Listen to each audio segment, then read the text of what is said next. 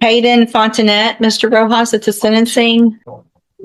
Good morning. Are you Hayden Yes. Fontanet?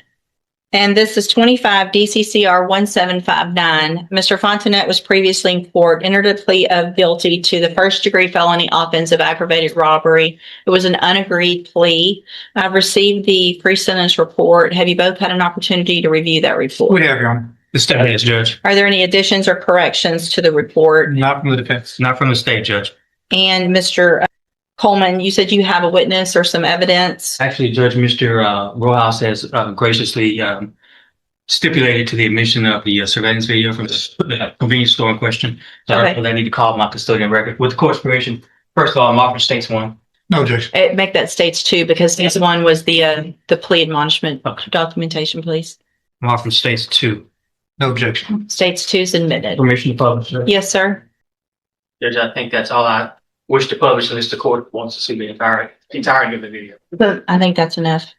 Any other evidence or witnesses? So just brief argument if I may. Any other evidence or witnesses for Mr. Rojas? No, Your Honor, just Mr. Rojas, you may make argument first. Thank you, Judge. And obviously, after seeing that video, it makes what we're asking for harder to do. What we're here asking for this morning, Judge, is probation.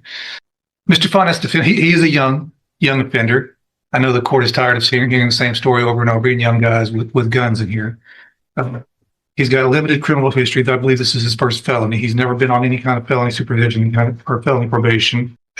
Unfortunately, he's just fallen into the same situation that we see so many other youthful offenders fall into. He's got no direction in life. He's very little support at home.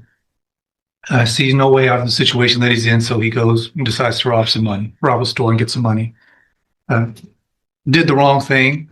And if his story in the PSI is to be believable for what I believe is the right reason, he's trying to help his mom out at home, he's trying to pay some bills, keep the lights on. Certainly there are better ways to go about doing that. And I hope that the time in jail has taught Mr. Fontanet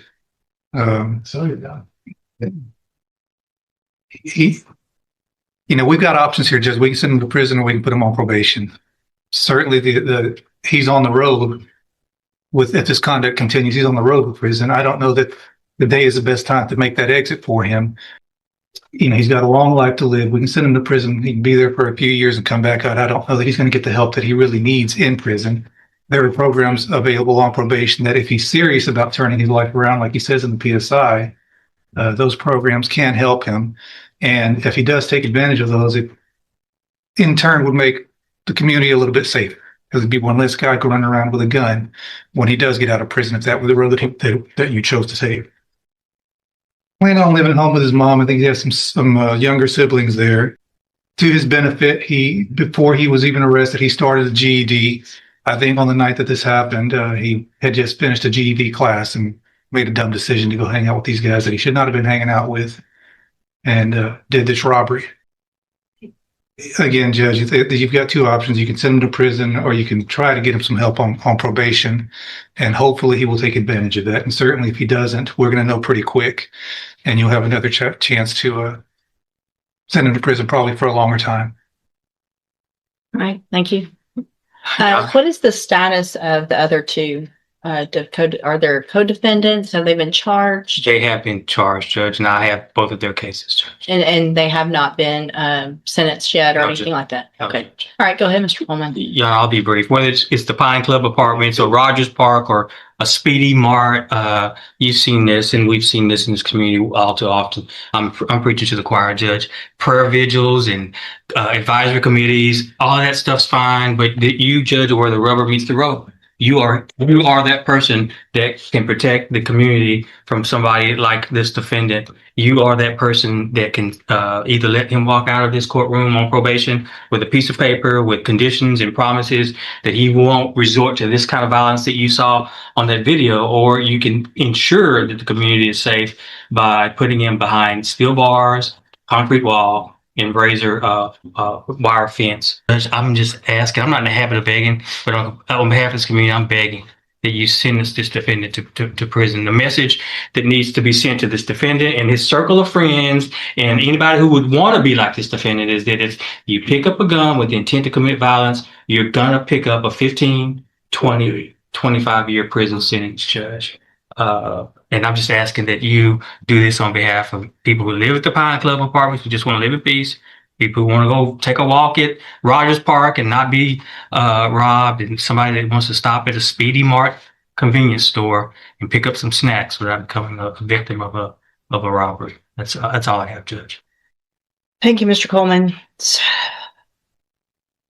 Mr. Fontenette, there was a time some years ago that there really wasn't even a question. Everyone, state's attorneys were recommending youthful offenders, probation. Let's give everybody an opportunity. And things have just changed in such an incredibly dangerous way with young people doing what I just saw you do on that screen. I cannot imagine the fear that person had that was working in that store, that he now has, just trying to go to work, make a living, and go home. And he has 3 people come in and not just grab a little quick something and run out, but terrorize him for quite some time. Pulling him around, yanking him around, putting guns in his face, all 3 of you. I also, in addition to the PSI, get jail incident reports. And you apparently like to fight and jump people, which is what's been happening in the jail. So it makes it very difficult for me to go, oh, this is somebody that's going to get out and behave, who can follow the rules, because you can't even follow the rules in jail. And the pre-sentence report shows that you're a high risk level, which tells me that after they've looked at everything, that you don't have, unfortunately, a good likelihood of being successful if I were to put you on probation. And Mr. Coleman's right. We're tired of it. And there's got to be something done. So in cause number 25, DCCR 1759, I'm going to find that you entered your plea of guilty freely and voluntarily. I'm going to find sufficient evidence to find you guilty. And at this time, I'm going to find you guilty of aggravated robbery. I'm going to sentence you to a term of 25 years in the institutional division. Come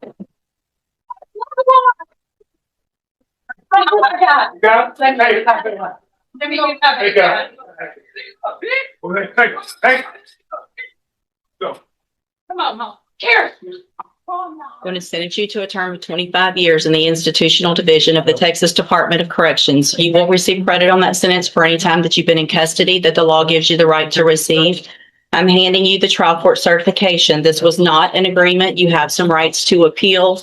I have also handed you a written admonishment regarding your ineligibility to possess a firearm or ammunition. Because of the judgment entered against you, you're ineligible under Texas law to possess a firearm or ammunition. Possession of a firearm or ammunition could lead to charges against you. You can talk to Mr. Rojas about any questions you have about that. I am making an affirmative finding of a deadly weapon.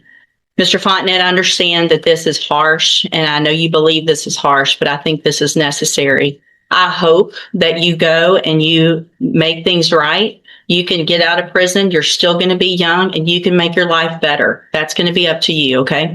You can go back with the bailiff.